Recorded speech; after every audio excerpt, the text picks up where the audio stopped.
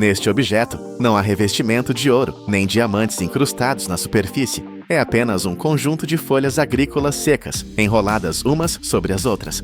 No entanto, um único exemplar desta obra pode ser vendido por milhares de dólares e, em casos raros e exclusivos, atingir preços na casa dos milhões.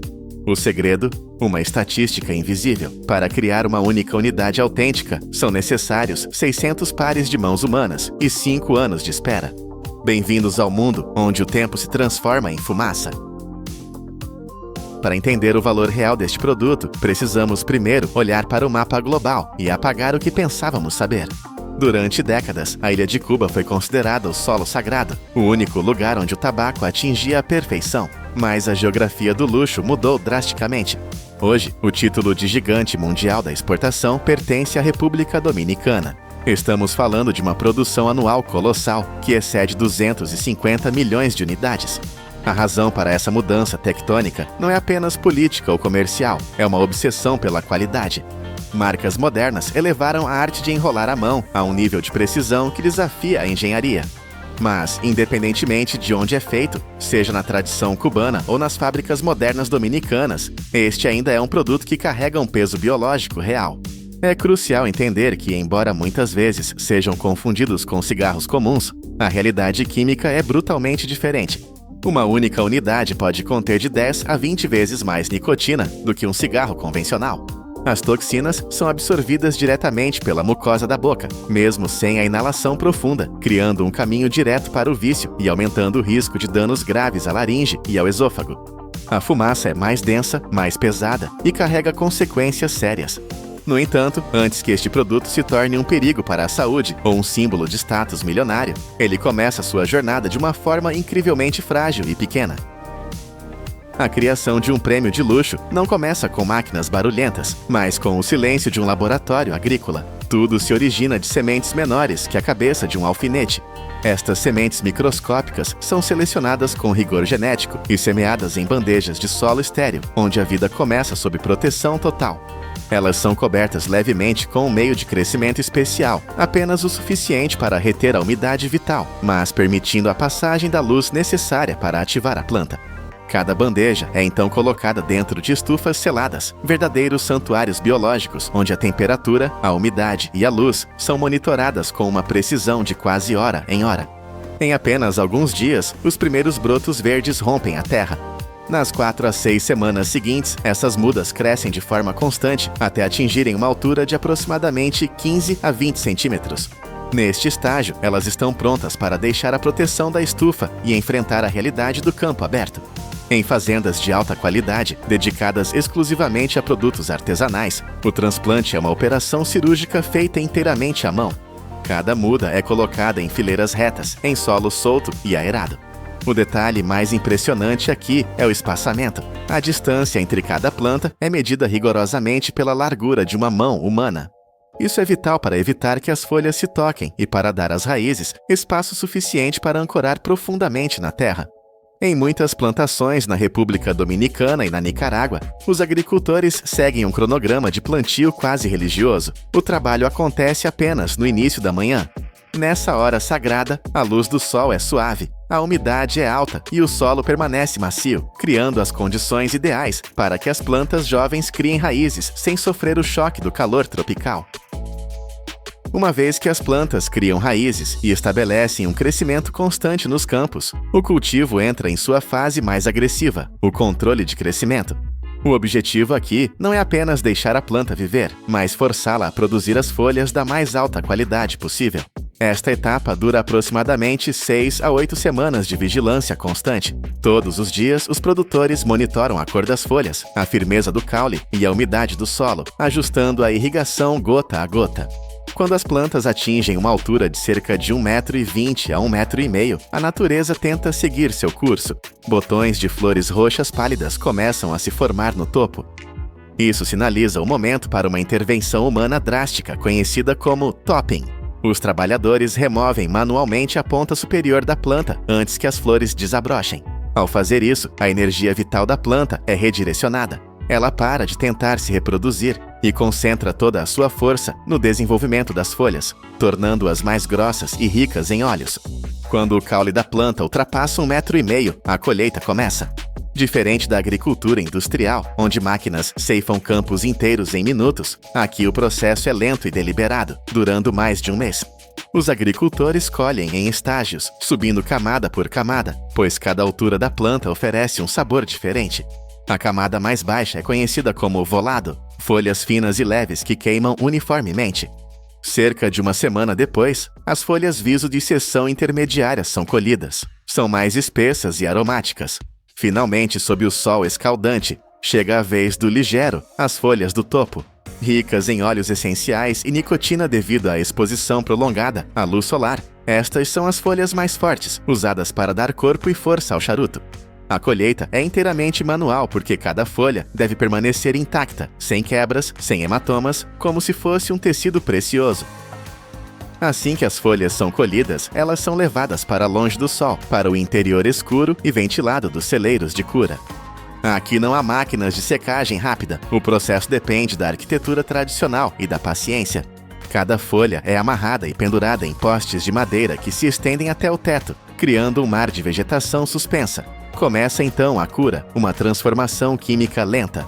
A clorofila verde se decompõe e os compostos aromáticos começam a nascer. O cheiro dentro do celeiro muda drasticamente, do odor de grama cortada para um aroma doce e terroso.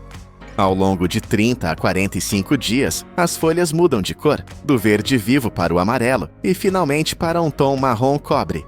Trabalhadores experientes controlam esse processo, abrindo e fechando janelas de madeira para regular a umidade. Um erro de cálculo e o lote inteiro pode apodrecer ou secar demais e virar pó. Mas o verdadeiro teste de fogo acontece a seguir, a fermentação. As folhas são empilhadas em grandes montes, chamados pilones. Sob o próprio peso, a pressão e a umidade geram calor. A temperatura interna começa a subir naturalmente, como se a pilha estivesse viva. Os trabalhadores inserem termômetros longos no coração da pilha. O limite é crítico. Se a temperatura passar de 50 graus Celsius, o tabaco cozinha e estraga. Para evitar isso, quando o calor atinge o ponto máximo, a pilha inteira é desmontada manualmente, as folhas são sacudidas para esfriar e a pilha é reconstruída. Esse trabalho exaustivo de virar a pilha se repete de 3 a 5 vezes. É um ciclo de calor e trabalho braçal que pode durar até 6 semanas para as folhas mais fortes, garantindo que toda a amônia e as impurezas sejam expulsas, deixando apenas o sabor puro. Após sobreviver ao calor da fermentação, o tabaco entra na fase de seleção, onde a visão e o tato humano são as únicas ferramentas. Fardos compactos são abertos e as folhas são espalhadas em mesas. Mestres classificadores examinam cada folha individualmente, avaliando a textura, o brilho do óleo e a elasticidade. Elas são separadas em 3 categorias sagradas: tripa para o enchimento, capote para a estrutura e capa para a beleza exterior. Mas há um obstáculo físico a ser removido: a veia central da folha. Essa haste grossa faria o charuto queimar torto. No entanto, a folha seca é quebradiça como vidro. Para resolver isso, os fardos passam por uma câmara de umidificação por 12 a 24 horas, até que as folhas fiquem macias como seda. Então, com um movimento rápido e preciso, os trabalhadores arrancam a veia central à mão. Para as folhas de capa, a remoção é total, dividindo a folha em 2 metades perfeitas. Para o enchimento, apenas a base dura é retirada. Agora, limpas e classificadas, as folhas são empacotadas novamente e colocadas em salas de envelhecimento. Aqui, o tempo para. Algumas folhas de capa premium são deixadas no escuro por até 10 anos antes de serem usadas. É um investimento de longo prazo, onde o capital fica parado, amadurecendo lentamente. Quando o envelhecimento termina, os mestres misturadores entram em cena. Eles são os arquitetos do sabor, combinando folhas de diferentes anos e colheitas para criar uma receita consistente. Eles conseguem distinguir as nuances do tabaco apenas pelo toque nos dedos e pelo cheiro no ar. Com a receita definida, chegamos ao coração da fábrica, a mesa do torcedor. Aqui, a velocidade mecânica encontra a arte. O processo de construção é dividido em 3 camadas. Primeiro, o enchimento. O torcedor pega as folhas de tripa e as dobra em espiral na palma da mão. Isso cria canais de ar internos que permitirão que a fumaça flua sem esforço. Em seguida, ele envolve esse núcleo com o capote, uma folha resistente que funciona como a fundação de um prédio, segurando tudo no lugar. O charuto bruto é então colocado em um molde de madeira com ranhuras cilíndricas e prensado por dezenas de minutos para fixar a forma perfeita. Mas a mágica acontece na etapa final, a aplicação da capa. O torcedor retira o charuto do molde e seleciona a folha mais perfeita, elástica e sem veias. Com uma faca curva chamada chaveta, ele recorta a folha e começa a enrolá-la. É uma operação que exige tensão perfeita. Aperte demais e o charuto não fuma. Deixe solto demais e ele se desfaz. O objetivo é fazer com que as emendas da folha desapareçam, criando uma superfície lisa e contínua. Na ponta, a cabeça do charuto é selada com uma gota de cola vegetal insípida e uma tampa redonda de tabaco é aplicada com precisão cirúrgica. Um mestre experiente pode completar essa obra de engenharia manual em apenas 2 a 5 minutos, produzindo centenas de unidades idênticas por dia. Mesmo depois de pronto, o charuto não pode sair da fábrica. Ele deve passar por um controle de qualidade implacável. Inspetores especializados pegam cada unidade e agiram sob luzes fortes, procurando por falhas microscópicas na cor ou rasgos na capa. Mas o teste mais importante é o tato. Eles pressionam levemente o corpo do charuto para verificar a densidade. Não pode haver pontos vazios, nem nós duros que bloqueiem o fluxo de ar. Aprovados, os charutos são enviados para um repouso final em salas revestidas de cedro, onde a umidade é controlada para que os diferentes tabacos da mistura se casem e harmonizem seus sabores. Finalmente, chega a hora da embalagem. As caixas não são apenas recipientes, são cofres de madeira de cedro espanhol. O cedro é escolhido não pelo luxo, mas pela função. Ele retém a umidade e transfere um aroma amadeirado sutil ao tabaco. Charutos de linhas Ultra Premium podem receber anilhas colocadas à mão e certificados de autenticidade assinados pelo próprio torcedor, garantindo que aquele produto específico passou por todas as etapas rigorosas. Ao abrir uma dessas caixas, o que você vê não é apenas um produto de consumo, é um arquivo histórico. Cada camada, cada dobra, cada aroma é o resultado direto de gerações de conhecimento acumulado e de um esforço físico monumental. Fumar um charuto não é um hábito rápido para matar o tempo, é um ritual que exige pausa. Num mundo industrial obcecado pela velocidade e pela automação, estas folhas nos lembram de uma verdade esquecida: a qualidade suprema não pode ser apressada. Ela exige a colaboração de 600 mãos, a fúria controlada do calor e a paciência de anos silenciosos. Se esta jornada pelo mundo da manufatura extrema impressionou você, deixe seu like, compartilhe sua opinião nos comentários e inscreva-se no canal Poder da Indústria. Continuaremos a desvendar as histórias épicas por trás das coisas que moldam o nosso mundo. Imaginem uma indústria colossal, avaliada em mais de 4 bilhões de dólares, que depende de uma tecnologia com 800 anos de idade. Num mundo obcecado pela velocidade, a produção deste pó verde é um verdadeiro paradoxo de engenharia.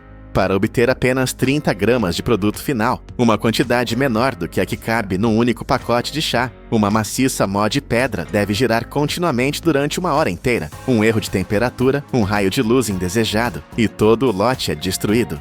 Bem-vindos ao mundo oculto do matcha, uma jornada que começa ao desligar o sol e termina com uma paciência capaz de transformar folhas frágeis no ouro verde moderno. Como é que este processo lento sobreviveu à era industrial?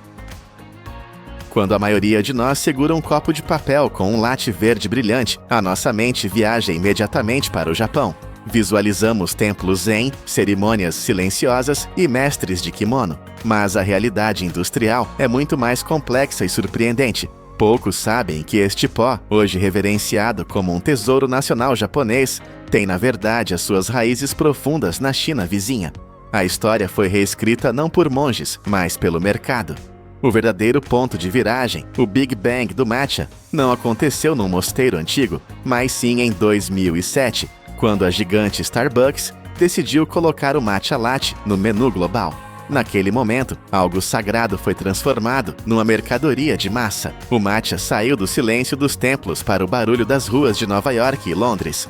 Hoje, estamos a falar de uma indústria que movimenta mais de 4 bilhões de dólares por ano. Mas aqui está o segredo que os rótulos não contam. Apesar de ser a alma do matcha, o Japão produz apenas cerca de 25% do volume global. O Japão focou-se na arte, no segmento Ultra Premium, onde 1 quilo pode custar milhares de dólares. O resto pertence aos gigantes industriais da China, que utilizam uma escala massiva e velocidades de produção que fariam um mestre de chá tradicional desmaiar. Enquanto os Estados Unidos importam mais de 1.000 toneladas por ano, a batalha pela qualidade é travada nos campos. E para entender por que o verdadeiro matcha custa tanto, precisamos de ir até lá, ao momento em que a agricultura declara guerra ao próprio sol. Tudo começa em abril, nas colinas enevoadas de Kyoto e Haiti.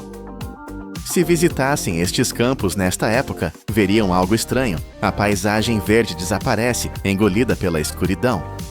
Milhares de hectares são cobertos por estruturas negras, como se a terra estivesse a ser escondida do céu. Isto é o sombreamento, um ritual obrigatório. Redes especiais são estendidas sobre as plantas para bloquear até 90% da luz solar. Não é apenas proteção, é manipulação biológica pura. Ao retirar a luz, forçamos a planta a entrar em pânico. Num modo de sobrevivência desesperado, a planta começa a bombear níveis extremos de clorofila para as folhas, tentando capturar qualquer raio de luz possível. É este estresse controlado que muda tudo. A planta deixa de produzir compostos amargos e começa a converter açúcares num aminoácido precioso chamado L-teanina. É a L-teanina que dá ao matcha aquele sabor umami, profundo, saboroso e doce. Se deixássemos o sol tocar nestas folhas, elas tornariam-se num chá verde comum, amargo e adstringente. Os agricultores tornam-se engenheiros de luz. Eles ajustam as redes manualmente, dia após dia, reagindo a cada nuvem e a cada mudança de temperatura. É um jogo de alto risco. Se removerem a sombra um dia antes, o sabor perde-se. Se deixarem um dia a mais, a planta pode enfraquecer demasiado. É este equilíbrio precário, mantido por semanas, que justifica o preço elevado do produto final. Mas quando as redes são finalmente retiradas, começa uma nova corrida contra o relógio. Assim que a sombra é levantada, o campo revela folhas de um verde quase neon, saturadas de nutrientes. Agora, a indústria divide-se em dois caminhos: a precisão das mãos humanas contra a força bruta das máquinas. Para o matcha de grau cerimonial, aquele usado pelos imperadores e monges, a colheita é uma operação cirúrgica. Trabalhadores experientes entram nos campos para apanhar apenas o topo da planta, as 2 ou 3 folhas mais jovens. Estas folhas são especiais. São macias, flexíveis e pobres em fibras duras. Aqui, os olhos não são suficientes. Os colhedores usam o tato. A ponta dos dedos sente a textura da folha, decidindo em milissegundos se ela é digna ou não. É um trabalho lento, exaustivo e incrivelmente caro. Mas o mundo moderno tem sede de matcha e as mãos humanas não conseguem encher milhões de latas de refrigerante e bolos. É aqui que entram as máquinas. Para o matcha culinário, a indústria mobiliza a sua artilharia pesada. Em terrenos íngremes onde tratores não chegam, vemos ceifeiras portáteis operadas por 2 homens. Uma lâmina horizontal corta o topo dos arbustos numa única passagem, enquanto um aspirador nas costas suga as folhas para um saco. A produtividade salta de 4 a 6 vezes, em comparação com a colheita manual. Mas nos grandes campos planos, a escala torna-se monstruosa. Colifeiras autopropulsadas, veículos que parecem saídos de um filme de ficção científica, avançam sobre as linhas de chá. Uma única destas máquinas faz numa hora o que uma equipa humana levaria um dia inteiro para conseguir. Elas são eficientes, padronizadas e rápidas. Mas a máquina é cega. Ela não sente a folha, ela apenas corta. Independentemente de como foi colhida, a folha agora é uma bomba relógio. No momento em que é separada do caule, começa a morrer. A oxidação ataca e temos apenas algumas horas para salvar a cor. As folhas cortadas correm para a fábrica. A janela de segurança é minúscula, de 1 a 3 horas no máximo. Se esperarmos mais, a folha começa a fermentar, aquecendo por dentro e ficando castanha. Na fábrica, o primeiro passo não é lavar ou cortar, é parar o tempo. As folhas entram na câmara de vaporização. Este é o momento mais crítico da transformação térmica. Não estamos a cozinhar a folha, estamos a dar-lhe um choque térmico calculado. Durante apenas 20 a 40 segundos, a folha é envolvida por um vapor suave, mais intenso. Este vapor não serve para limpar, serve para matar as enzimas. É um interruptor químico. O calor desativa a enzima que causa a oxidação. Imaginem morder uma maçã e deixá-la na mesa, ela fica castanha. O vapor impede que isso aconteça com o chá. Sem estes 20 segundos de vapor, não existiria matcha verde, existiria apenas chá preto. Além disso, o vapor elimina aquele cheiro forte de relva cortada, deixando apenas o aroma doce e vegetal. A folha sai da câmara ainda úmida, mas agora a sua cor vibrante está bloqueada, imortalizada. Mas agora temos outro problema: a água. A folha está encharcada e pesada. Precisamos de a transformar completamente. Aqui, o processo do matcha separa-se de todos os outros chás do mundo. Normalmente, o chá é enrolado e torcido para libertar sabor, mas para o matcha queremos o oposto. As folhas entram num túnel de vento quente, uma besta de secagem de múltiplos andares. A temperatura sobe para os 80 ou 100 graus Celsius. As folhas voam lá dentro, suspensas no ar, secando enquanto permanecem planas. Não há rolos para as esmagar. Elas devem permanecer abertas. O processo dura até 40 minutos, retirando a umidade lentamente para não queimar a clorofila preciosa. O que sai do forno é seco e quebradiço, mas ainda não é matcha.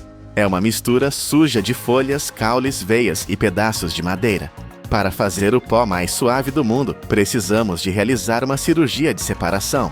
O material entra na refinaria.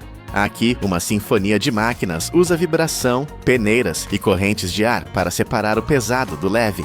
O objetivo é implacável: eliminar tudo o que não seja a carne pura da folha.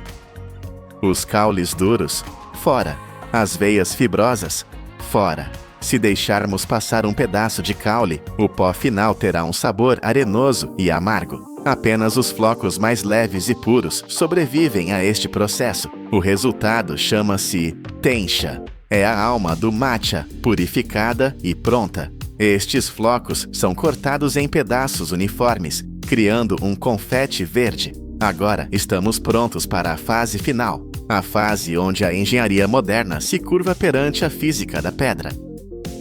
Chegamos ao coração da fábrica. O barulho dos motores e ventiladores desaparece. Entramos numa sala climatizada, silenciosa, onde fileiras de objetos cilíndricos giram hipnoticamente. Estas são as mós de granito. Num mundo onde a eficiência é medida em toneladas por hora, esta sala é um desafio à lógica.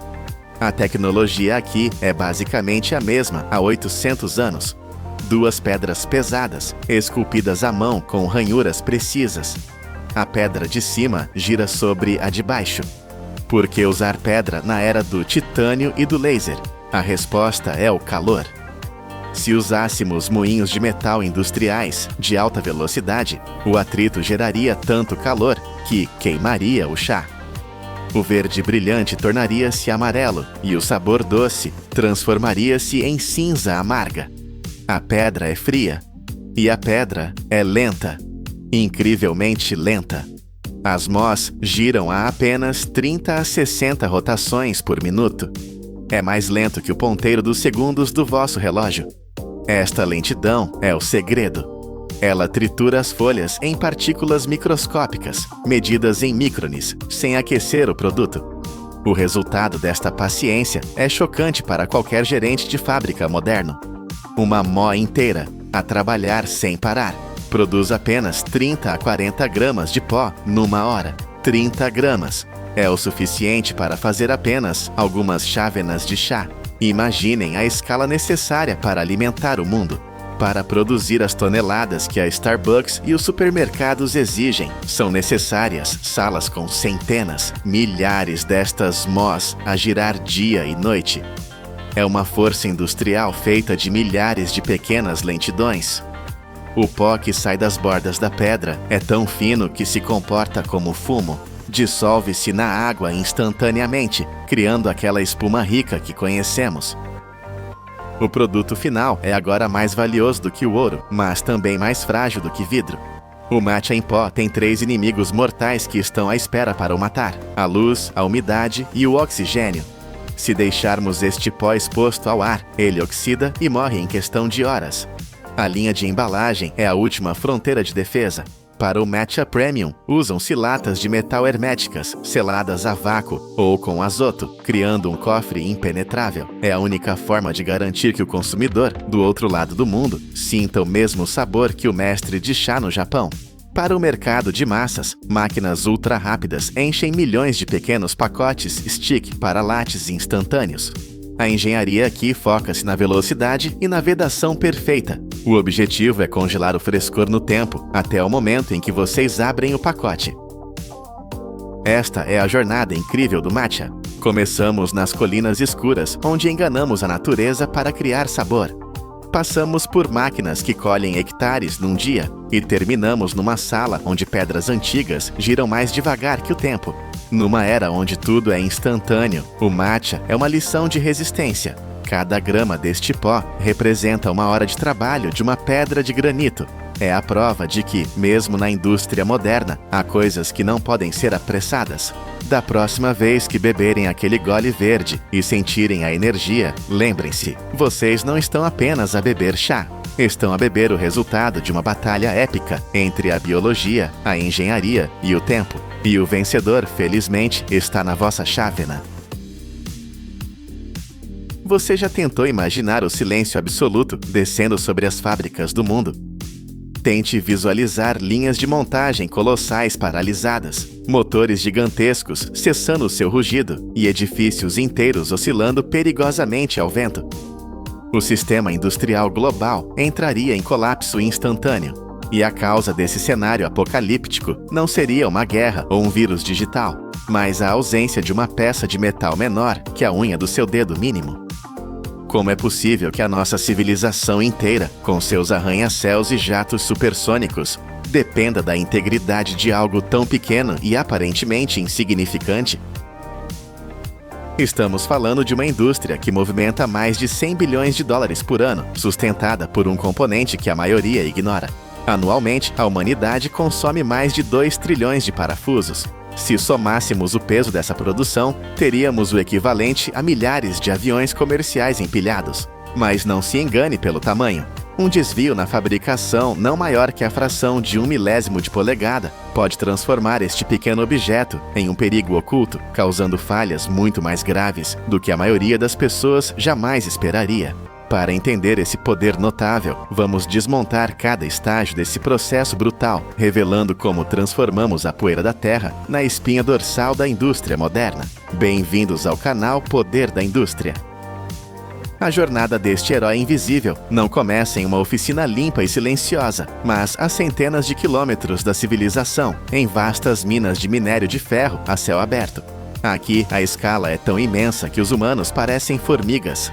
Camadas de solo são removidas por escavadeiras hidráulicas titânicas para expor o corpo do minério.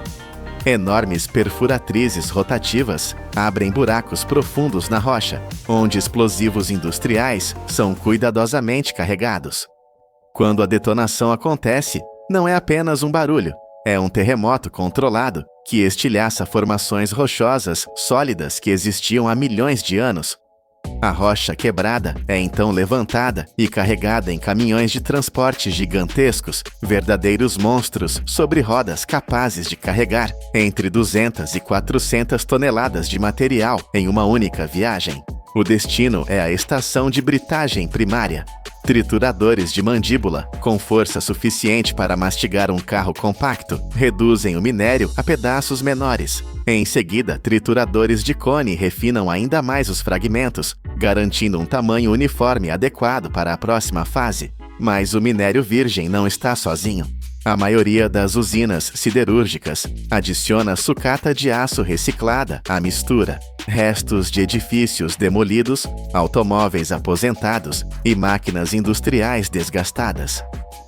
Antes de entrar na fornalha, tudo isso é retalhado em pedaços menores para facilitar o derretimento e garantir o controle preciso das proporções da mistura. A pedra fria e o metal retorcido estão prestes a enfrentar o inferno. O minério e a sucata são transportados para a usina siderúrgica e alimentados em altos fornos que operam a temperaturas superiores a 1480 graus Celsius. Isso é mais quente do que a lava expelida por muitos vulcões ativos. Junto com coque e calcário para remover impurezas, a carga sólida se rende ao calor e se transforma em ferro gusa fundido. O metal líquido brilhante é então derramado em um forno conversor, onde oxigênio puro é injetado a uma pressão extremamente alta. Essa tempestade de oxigênio refina a composição química, transformando o ferro bruto em aço de alta qualidade. O aço fundido, agora uma sopa incandescente de potencial industrial, é despejado em moldes de fundição contínua. Ele se solidifica em tarugos quadrados ou planos que irradiam uma luz vermelha intensa, visível a centenas de metros de distância. Assim que atingem a solidez adequada, esses tarugos avançam para a linha de laminação a quente. Cilindros de aço massivos comprimem o metal, esticando-o como se fosse massa de modelar, transformando blocos pesados em barras longas e finas, com seções transversais precisas, até alguns milésimos de polegada. A qualidade do tarugo nesta fase determina diretamente a dureza, a elasticidade e a vida útil de cada parafuso que será feito a partir dele. Mesmo uma variação minúscula na composição do aço pode criar fraquezas ocultas, levando a parafusos que entortam, quebram ou espanam sob o estresse do mundo real. Dependendo do produto final, as fábricas selecionam aço carbono ou aço liga, contendo elementos como boro ou cromo, para garantir resistência à tração ideal. Quando os tarugos atendem aos padrões, são reaquecidos a cerca de 1250 graus Celsius, para torná-los mais maleáveis, e passam por pares de cilindros de laminação que os esticam em hastes de aço que se estendem por centenas de metros. Essas longas bobinas passam por caixas de água de circuito fechado para um resfriamento controlado, refinando a estrutura interna do grão do metal e aumentando significativamente sua força. O produto final é uma bobina de fio de aço com uma superfície limpa e diâmetro preciso, pronta para assumir a forma que todos conhecemos. As bobinas de fio de aço chegam à fábrica de parafusos e são montadas em um suporte de alimentação dedicado. O fio é desenrolado continuamente, endireitado e esticado para eliminar qualquer curvatura residual. Imediatamente depois, um sistema automatizado posiciona o fio sob lâminas de corte integradas, fatiando em segmentos curtos com precisão milimétrica.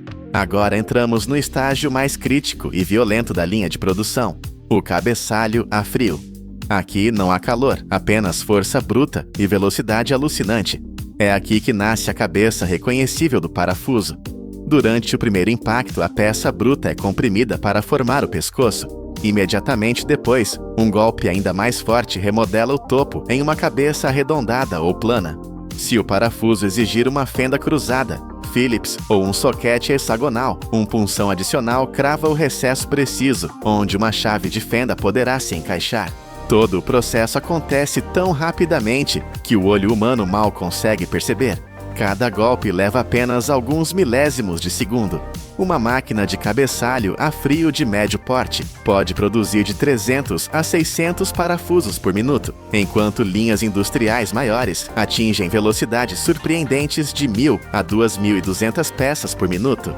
Imagine uma metralhadora disparando metal. É assim que a máquina cospe milhares de peças a cada 60 segundos, operando continuamente por horas sem interrupção. Com a cabeça formada, as peças avançam para o estágio de laminação de rosca. É aqui que ocorre uma mágica da engenharia.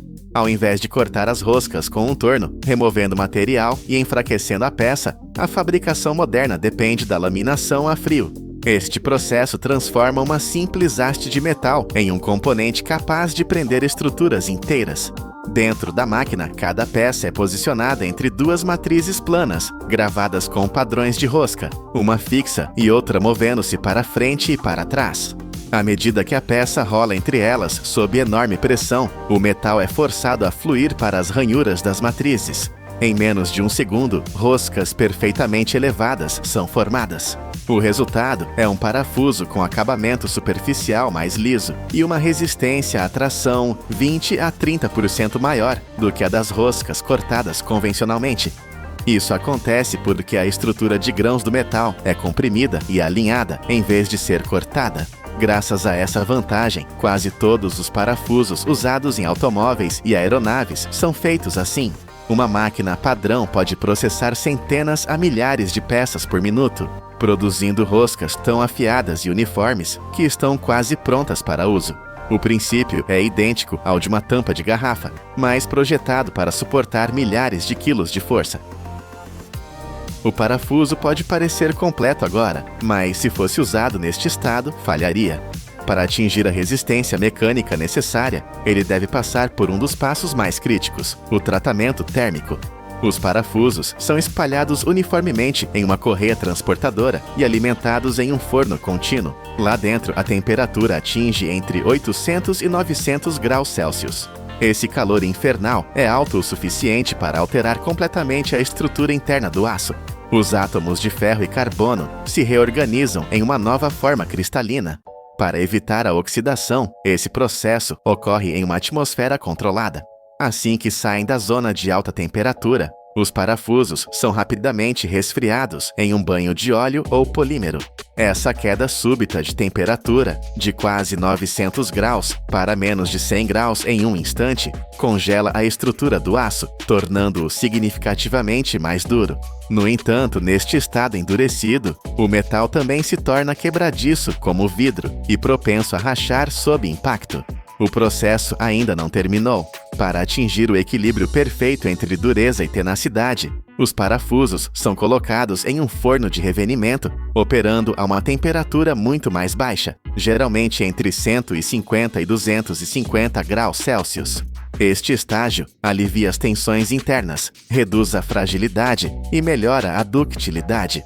É esse equilíbrio delicado que permite que um pequeno parafuso segure máquinas pesando várias toneladas. Um desvio de apenas algumas dezenas de graus durante o revenimento pode reduzir a resistência do parafuso em 30 a 40%. Ao sair do forno, a superfície de cada parafuso está coberta de fuligem e óxido escuro. Se deixados assim, enferrujariam em poucas semanas ao ar livre. Eles precisam de uma armadura. Milhares de parafusos são carregados em um tambor rotativo e submersos em uma solução desengordurante para remover óleo e resíduos. O metal volta a brilhar, limpo. Em seguida, vem a galvanoplastia. O tambor atua como cátodo, enquanto grandes placas de zinco servem como ânodo. Quando uma corrente elétrica é aplicada, íons de zinco migram e se ligam às superfícies dos parafusos, formando um revestimento protetor de apenas 5 a 10 microns de espessura. Isso é até 20 vezes mais fino que um cabelo humano. Apesar de sua espessura microscópica, essa camada estende dramaticamente a vida útil do parafuso, prevenindo a ferrugem por anos. Após o revestimento, os parafusos passam pela passivação, onde uma reação química cria um filme ultra fino, que estabiliza a cor e aumenta ainda mais a resistência à corrosão. Finalmente, a secagem centrífuga em alta velocidade remove qualquer resíduo químico, deixando cada parafuso com aquele acabamento brilhante característico. Agora, o teste final. Apenas os perfeitos sobrevivem. Em fábricas modernas, milhares de parafusos são despejados em um alimentador vibratório que os alinha um por um em um sistema de inspeção óptica.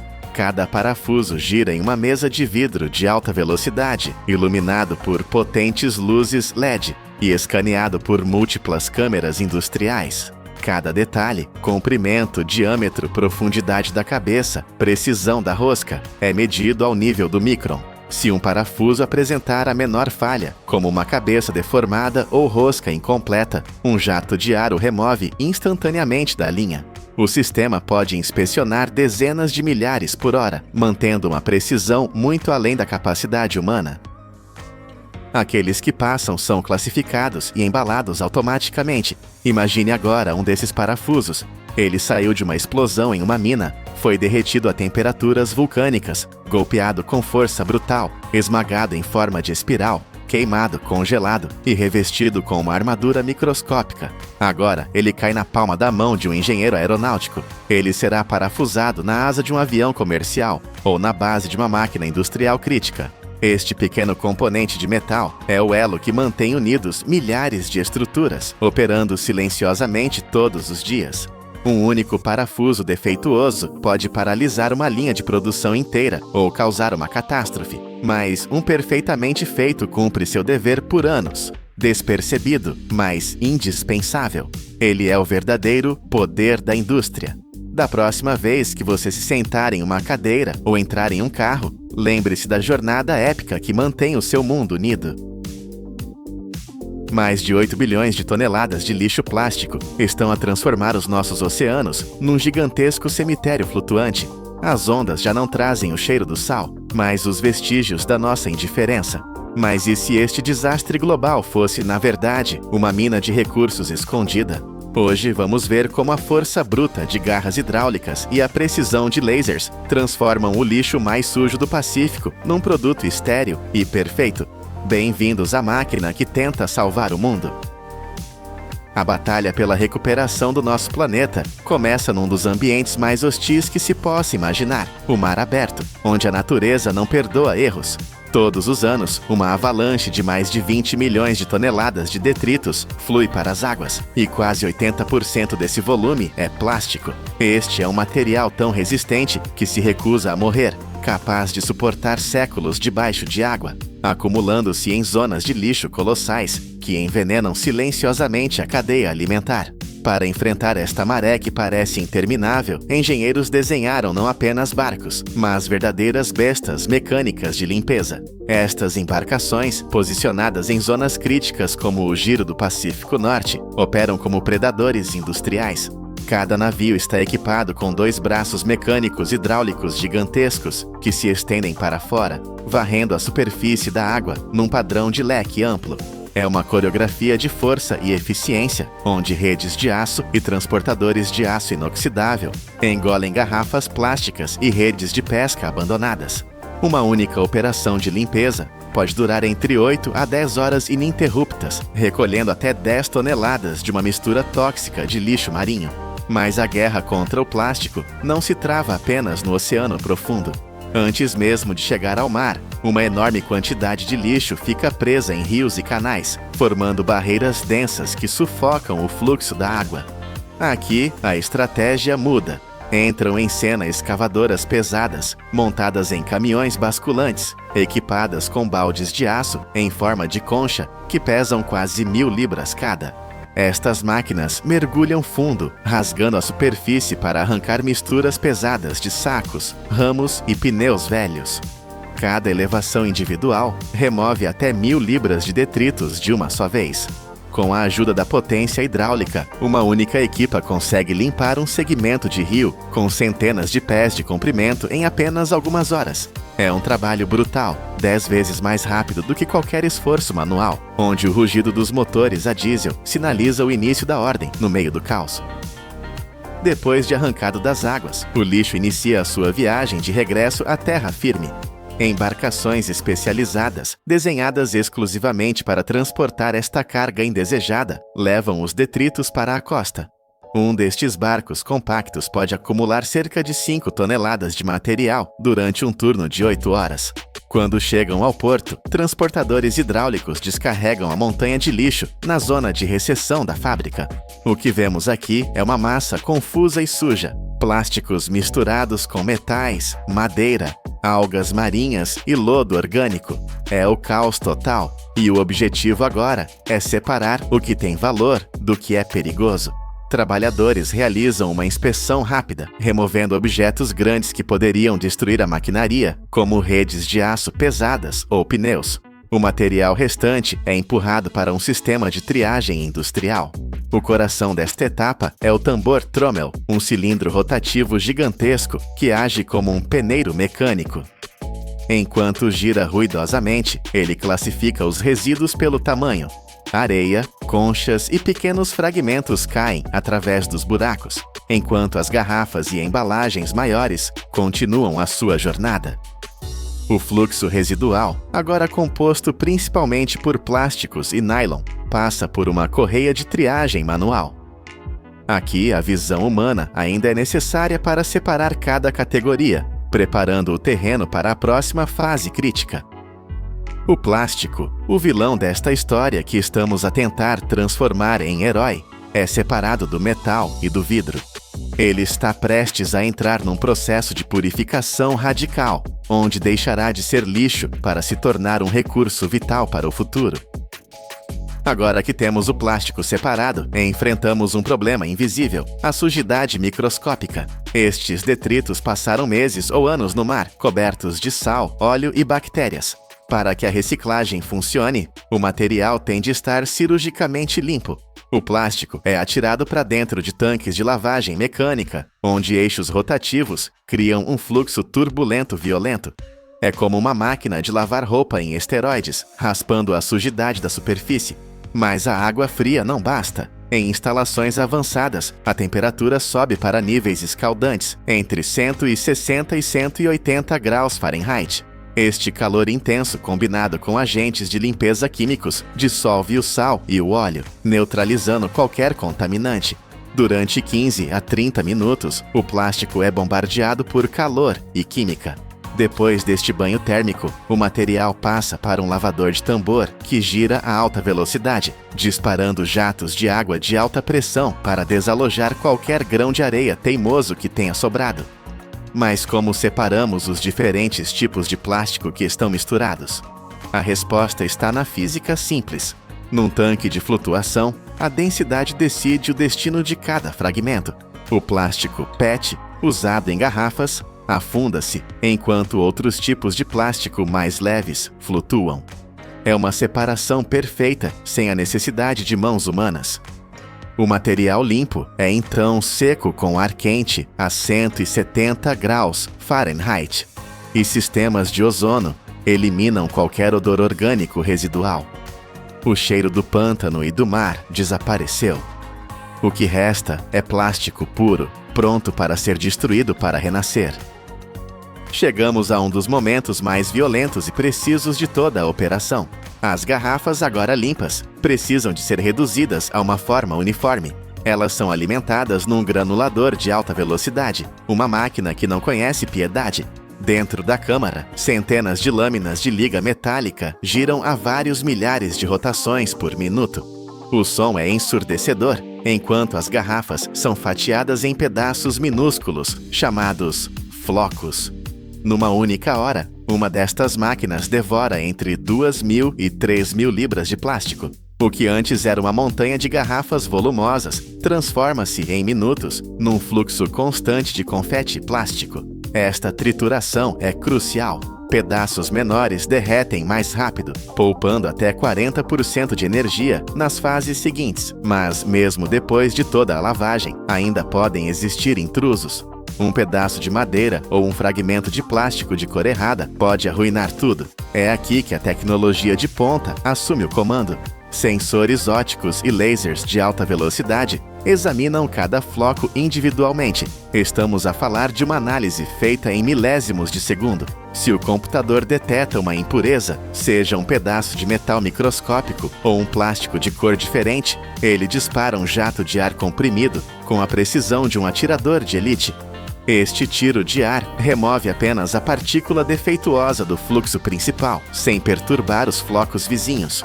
Uma única unidade destas processa mais de 1.000 partículas por segundo, mantendo uma precisão superior a 95%. É o triunfo da ordem sobre o caos, garantindo que apenas o material perfeito siga em frente. Os flocos de plástico aprovados, agora perfeitamente limpos e selecionados, entram na fase de transformação de estado.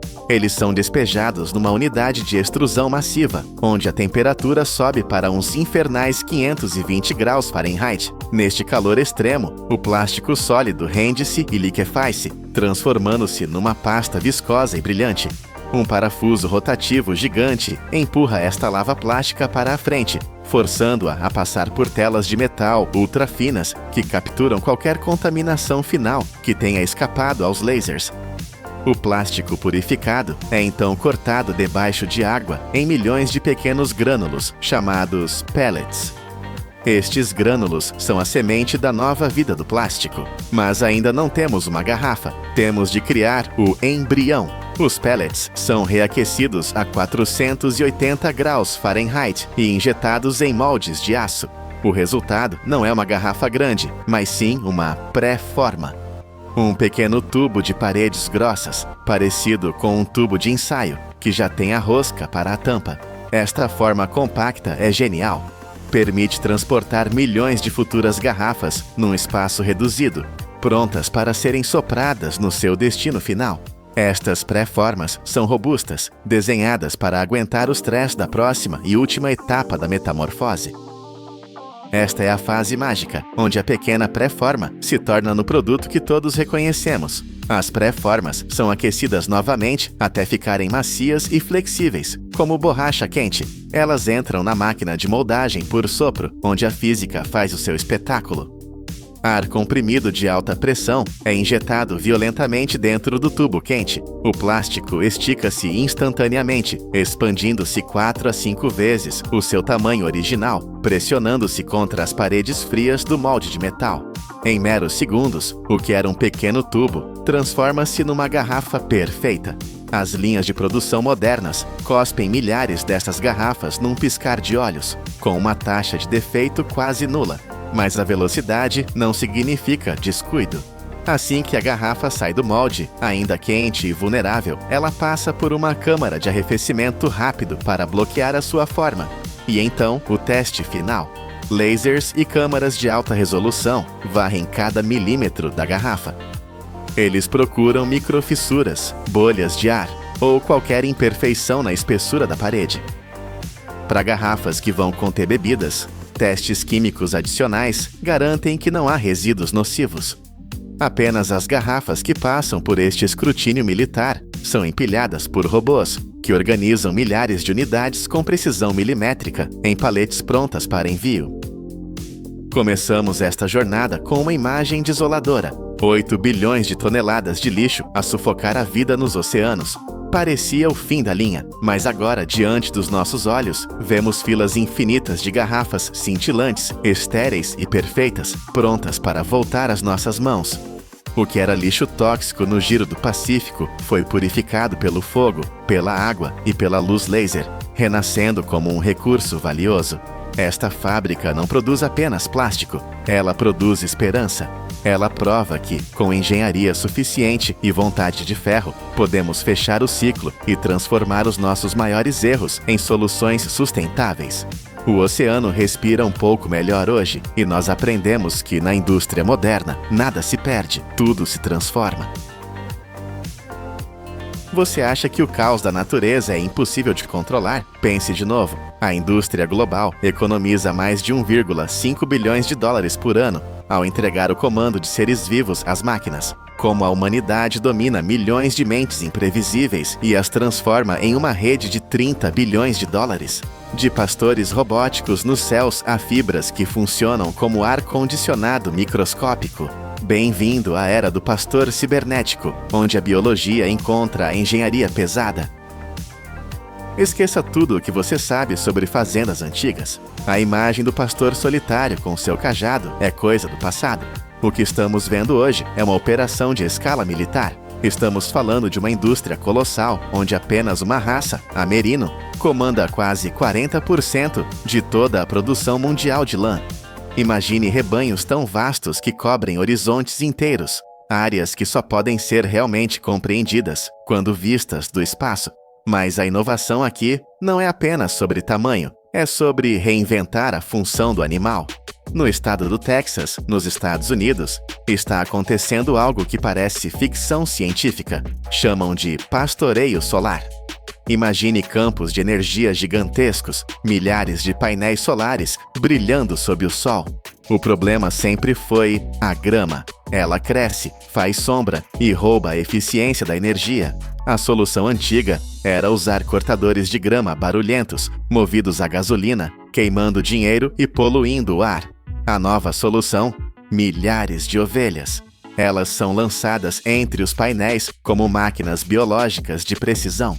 Elas cortam a vegetação sem tocar nos cabos, fertilizam o solo e transformam um problema em lucro. É um ecossistema duplo, onde a energia limpa alimenta a cidade e o pasto alimenta a indústria. E não pense que todas as ovelhas são iguais. A ciência dividiu essa espécie em mais de 1000 raças, cada uma projetada geneticamente para uma missão industrial específica. A Merino é uma fábrica viva de lã, produzindo até 5 quilos de fibra ultra fina por temporada. A Dorper é uma máquina de carne, projetada para explodir em crescimento, atingindo 40 quilos em questão de meses. E a Suffolk é o tanque de guerra do rebanho, feita para resistir a tudo. Mas controlar essa biomassa viva, garantir que cada grama de energia se transforme em lucro, exige mais do que cercas. Exige um controle de combustível tão preciso quanto o de um foguete espacial. Entre nos galpões modernos e você não verá fazendeiros carregando baldes. O trabalho pesado, sujo e impreciso foi eliminado. Olhe para o teto. Sistemas robóticos como o TKS Easy Feed deslizam silenciosamente sobre trilhos de aço, como trens futuristas de cabeça para baixo. Eles não se cansam, não erram e não desperdiçam. Dentro de seus tanques de mistura, pás poderosas trituram feno, silagem e amido, criando uma mistura homogênea em minutos. Mas a verdadeira mágica é invisível. Um computador central atua como o cérebro da operação. Ele analisa o peso, a idade e a necessidade calórica de cada grupo de animais. Ele pode programar dezenas de dietas diferentes em um único dia. Quando o robô passa sobre o coxo, ele libera a comida com uma precisão de gramas, nem mais nem menos. A precisão chega a 95%. O resultado? Ovelhas que crescem mais rápido, desperdício zero de ração cara e uma economia de mão de obra que vale milhões. Além dos trilhos aéreos, existem alimentadores lineares que parecem metralhadoras de nutrientes. Eles disparam mais de 30 porções exatas por minuto para longas filas de animais. Sensores de peso garantem que cada grama de amido vá para o estômago do animal, não para o chão. É uma linha de montagem biológica onde o combustível é injetado com perfeição matemática, mas um motor bem alimentado precisa de manutenção constante. E com milhões de cabeças de gado, como você verifica a saúde de cada uma sem um exército de veterinários? A resposta é a velocidade digital. No passado, verificar a saúde de um rebanho gigante era uma luta física, lenta e estressante. Hoje é um fluxo de dados. Apresento a você o classificador automático, máquinas como a Racewell. O que um humano levaria minutos para fazer, esta máquina faz em menos de 3 segundos. É uma velocidade que o olho mal consegue acompanhar. Quando uma ovelha entra na câmara, ela deixa de ser um animal e vira um código. Sensores leem o chip RFID na orelha dela instantaneamente. O sistema puxa a ficha completa. Quem são os pais, quanto ela pesava semana passada, que vacinas tomou. Em um piscar de olhos, a balança digital mede o peso com uma precisão de 100 gramas. Um sistema pneumático de porta se abre e, com um sopro de ar comprimido, empurra o animal suavemente para o curral certo. Doente? Para a esquerda. Pronta para o mercado? Para a direita. Precisa de mais comida? Segue em frente. Esta máquina também funciona como uma clínica de alta velocidade. O fazendeiro pode aplicar vacinas, checar os dentes ou dar vitaminas sem lutar contra o animal. Em grandes fazendas, um único sistema processa 600 ovelhas por hora. Isso economiza dezenas de milhares de dólares e elimina o erro humano. A máquina não tem dias ruins, ela não se cansa, mas a saúde não é apenas peso e dados. É também uma guerra constante contra parasitas invisíveis. E para vencer essa guerra, a indústria usa a força bruta da química e da pressão. Parasitas podem destruir a qualidade da lã e matar o lucro. Antigamente, os fazendeiros usavam pulverizadores manuais. Era ineficiente, perigoso e gastava muito produto químico. A solução moderna é o túnel de imersão de alta pressão. Imagine um corredor de aço, onde a ovelha entra e é imediatamente cercada por uma névoa química. Bicos de precisão, posicionados em cima, dos lados e até por baixo, disparam jatos que penetram a lã espessa até a pele. É um banho químico total em segundos. Válvulas inteligentes controlam o fluxo para que nada seja desperdiçado. O uso de produtos químicos cai 40%, mas a eficácia é total. 800 animais passam por ali a cada hora, saindo protegidos por um escudo invisível. Mas a tecnologia também tem um lado suave. A reprodução é o coração financeiro da fazenda. A gestação dura 5 meses e é crítica. Quando os cordeiros nascem, a sobrevivência depende do leite. Se a mãe não tem leite suficiente ou se tem muitos filhotes, a tecnologia assume o papel materno. As mães robóticas são estações de alimentação automáticas. Elas misturam o leite em pó com água, mantendo a temperatura exata de 38 a 40 graus Celsius, a mesma do corpo da mãe. Elas alimentam os filhotes com doses exatas de até 200 ml, 8 vezes por dia. Sensores monitoram cada gole. A taxa de sobrevivência dispara. A tecnologia garante que a próxima geração seja forte. Mas em campos que se estendem até o horizonte, as ovelhas podem se perder. Quem vigia o rebanho quando ninguém está olhando? O cão-pastor é um ícone, mas ele tem limites. Ele se cansa, ele precisa comer. O novo pastor não precisa de nada disso. Ele voa. Drones de pastoreio são os olhos no céu da era moderna. Com baterias que duram mais de 30 minutos e câmeras de alta resolução, eles varrem hectares de terra em segundos, o que levaria horas a cavalo. O drone faz enquanto o operador toma café. Eles não apenas olham, eles agem. Quando o drone detecta uma ovelha desgarrada, ele não a assusta. Ele usa sons direcionais, frequências específicas que guiam o animal de volta ao grupo, sem pânico. É o controle remoto da natureza. Então chega o momento da colheita. O sol aquece e a lã precisa sair. Tesouras manuais são peças de museu. Agora usamos máquinas como a Heiniger, operando a 15 rotações por minuto. É um zumbido constante de eficiência.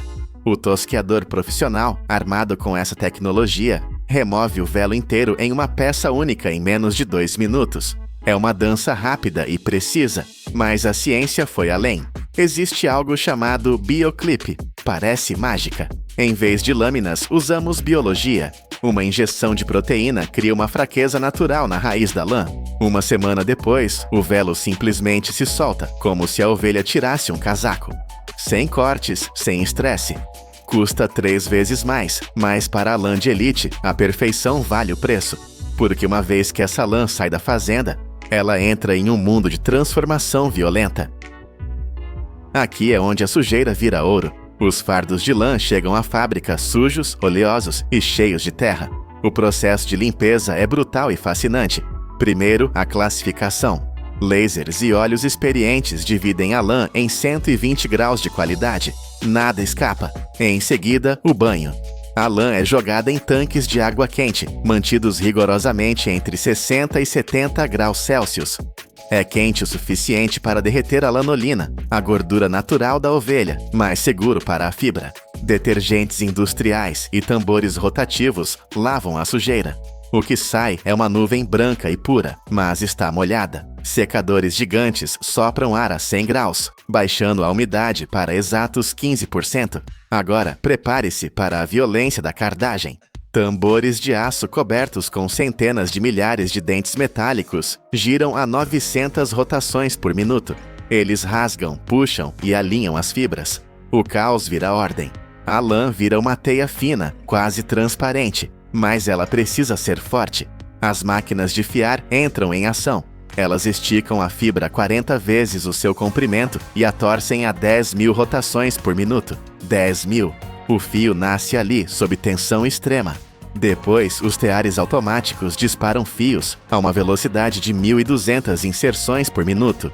O barulho é ensurdecedor. O resultado é um tecido perfeito, capaz de nos aquecer ou resfriar, graças à estrutura natural da fibra que retém o ar. Enquanto a lã nos veste, a carne nos alimenta. E aqui, a regra é o frio implacável. A Austrália exporta bilhões de dólares em carne de cordeiro, e para isso, a higiene deve ser absoluta.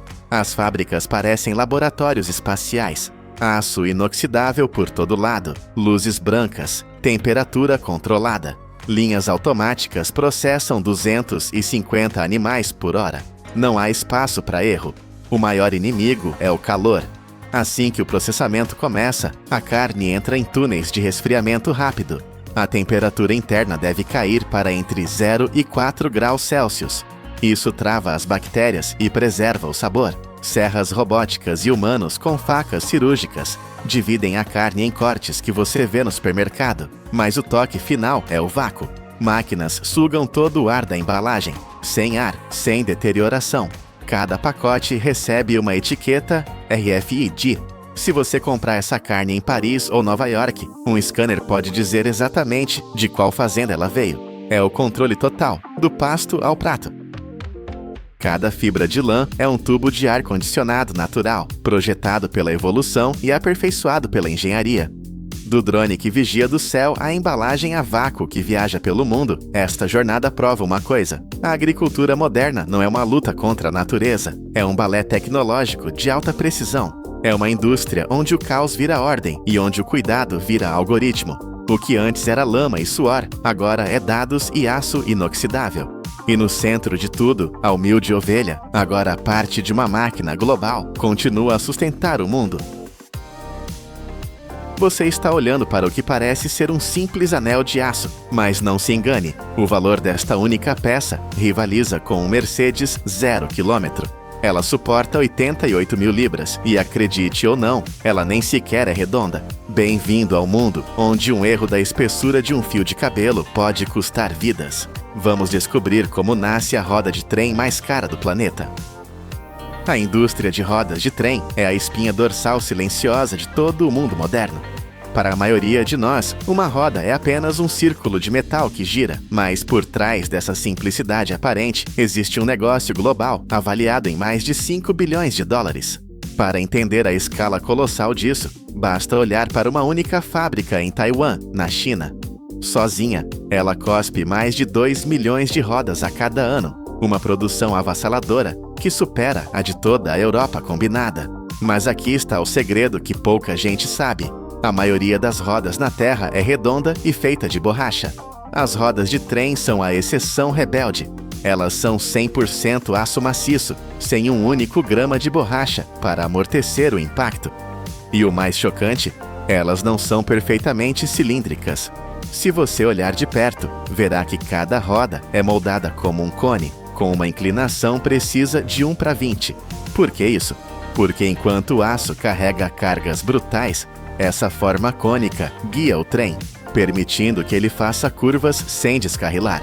É um design enganosamente simples, mas inegavelmente genial. No entanto, a jornada dessa peça de engenharia não começa em uma fábrica limpa e organizada.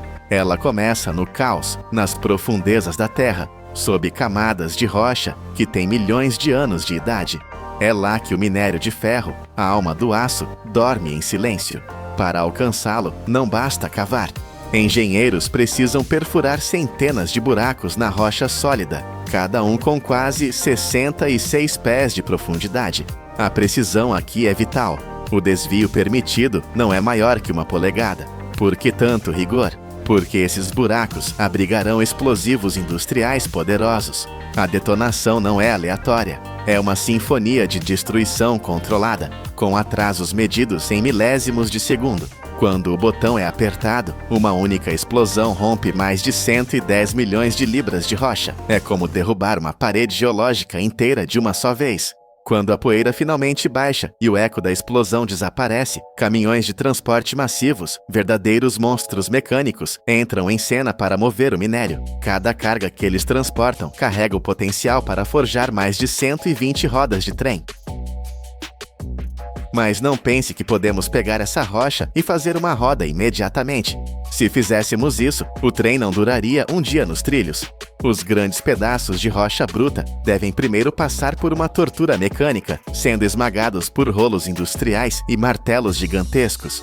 O objetivo é reduzi-los a partículas uniformes, com seu tamanho controlado obsessivamente. Se as pedras forem grandes demais, elas não derreterão totalmente na fornalha, criando pontos fracos. Se forem finas demais, a mistura torna-se instável como areia movediça. Após o esmagamento, o minério entra em câmaras de mistura que parecem estádios de futebol cobertos, onde é misturado com coque e fundentes. É aqui que a ciência se torna crítica. O minério usado para rodas de trem é uma receita completamente diferente daquela usada para vigas de prédios. Ele precisa ser puro. Níveis de carbono, manganês e enxofre devem ser baixíssimos. Mesmo um desvio minúsculo na química pode ser fatal. Por exemplo, moer o minério muito rápido gera calor por atrito, o que altera a estrutura cristalina microscópica do material. O resultado? A roda se desgastaria meses antes do previsto. Agora, prepare-se para o calor. A mistura entra nos fornos de arco elétrico e altos fornos, lugares onde a temperatura ultrapassa os 2.900 graus Fahrenheit. Para se ter uma ideia, isso é mais quente que a lava de muitos vulcões ativos. O minério sólido se rende e vira um rio de aço líquido brilhante e furioso. Dentro desse inferno controlado, eletrodos de grafite e jatos de oxigênio purificam o metal. Mas os engenheiros não confiam apenas nos olhos. Sensores espectroscópicos e sondas térmicas analisam a composição química a cada segundo, como um médico monitorando os sinais vitais de um paciente crítico. Eles sabem que um desvio de apenas 0,01% na mistura é suficiente para fazer uma roda rachar. E pior, apenas 0,5% de gás residual preso no metal pode causar uma explosão térmica quando o trem frear bruscamente. Somente quando o aço atinge a perfeição absoluta, ele é liberado para ser moldado. O aço líquido esfria e se torna sólido novamente em forma de longos tarugos. Agora começa o verdadeiro show de força bruta, o corte do tarugo. Serras automatizadas com dentes de diamante fatiam as barras de aço em blocos circulares. A precisão aqui é de milésimos de polegada. Não há espaço para mais ou menos. Imediatamente após o corte, robôs imunes ao cansaço levantam cada bloco e o colocam em um forno de aquecimento. O aço precisa amolecer, brilhar em um laranja intenso, quase branco. Quando atinge o ponto ideal, ele é movido para a estrela do show, a prensa de forjamento massiva. Imagine uma força capaz de esmagar um tanque de guerra como se fosse uma lata de refrigerante. É isso que acontece aqui. Um único golpe da prensa, exercendo milhares de toneladas de força compressiva, faz o bloco de aço sólido se render. Ele se expande para fora, ganhando a forma bruta de uma roda. É um momento violento e belo. O metal não é cortado. Ele é obrigado a fluir, redistribuindo sua estrutura interna para se tornar mais denso e forte. Mas a forma ainda é grosseira. É apenas um esqueleto. Logo após o golpe, jatos de água resfriam pontos estratégicos para aliviar a tensão. Em seguida, a roda semi-acabada é levada para um laminador de múltiplos eixos. Esta máquina é uma maravilha da engenharia. 13 eixos diferentes pressionam a roda ao mesmo tempo, de todos os lados. É como um oleiro moldando argila, mas a argila aqui é aço incandescente e as mãos são rolos hidráulicos com força titânica. Esse processo alinha os grãos do aço, criando uma memória muscular no metal, que permitirá que ele suporte bilhões de rotações sem falhar. A roda agora tem a forma perfeita, mas ainda é vulnerável. Ela precisa ser endurecida. Ela entra na fase de tratamento térmico, onde enfrentará seu teste mais cruel. As rodas são aquecidas novamente e então mergulhadas em um tanque de têmpera. Neste tanque, centenas de bicos de alta pressão disparam água gelada diretamente na borda da roda, enquanto o núcleo permanece quente. O objetivo é criar uma casca ultra dura na parte externa, onde a roda toca o trilho, mantendo o centro flexível para absorver choques.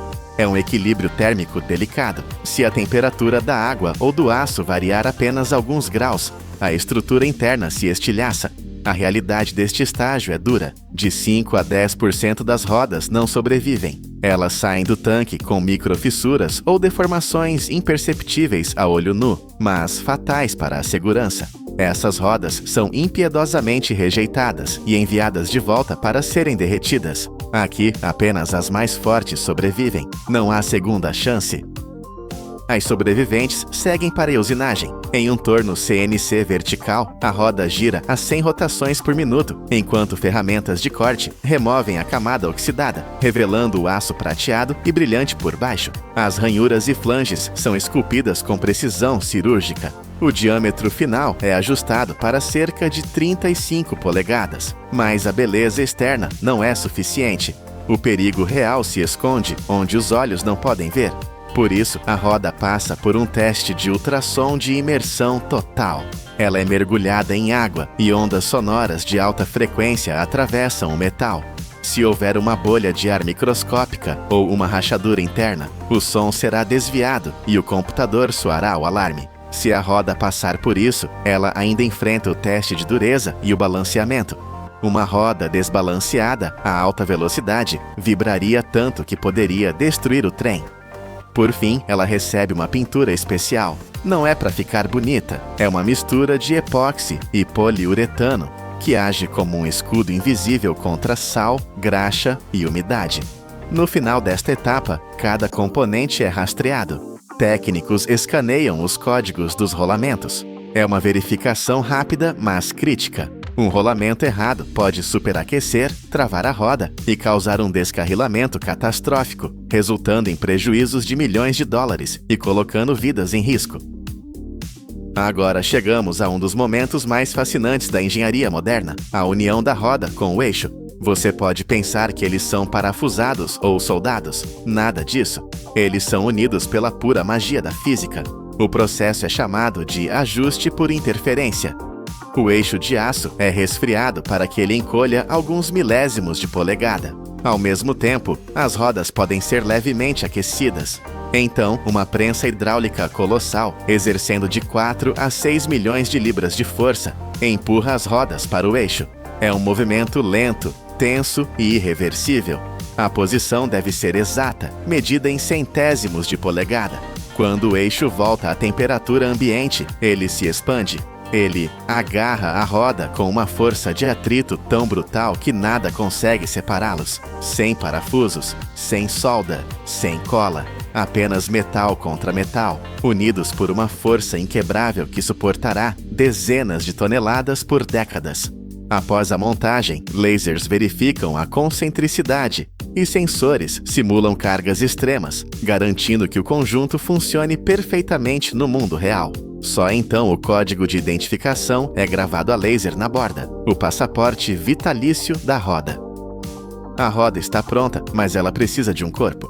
Entramos nos salões de montagem, onde o truck ou bode é construído.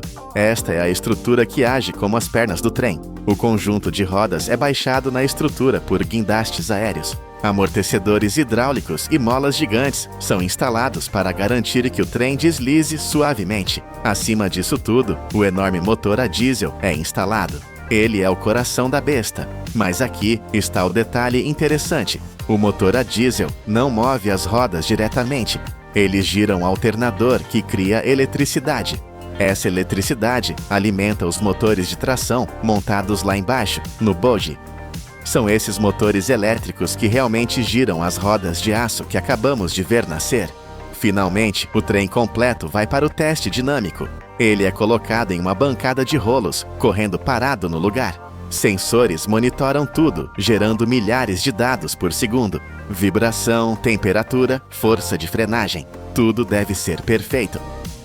Do minério bruto explodido da terra ao aço líquido fervente, da violência da prensa de forjamento à precisão silenciosa dos lasers. O que começou como uma rocha fria, agora é uma peça de tecnologia capaz de carregar o mundo nas costas. Olhe para o próximo trem que passar. Lembre-se de que aquelas rodas não são apenas pedaços de ferro. Elas são o resultado de uma batalha épica entre o homem e a matéria, onde cada milímetro conta e cada detalhe é uma questão de sobrevivência. Elas giram em silêncio, suportando o peso da nossa economia e a segurança de milhares de vidas. Se você sentiu o peso dessa engenharia, deixe seu comentário abaixo. Qual parte do processo te surpreendeu mais? E não se esqueça de se inscrever no canal Poder da Indústria. A jornada pelo mundo das mega máquinas está apenas começando.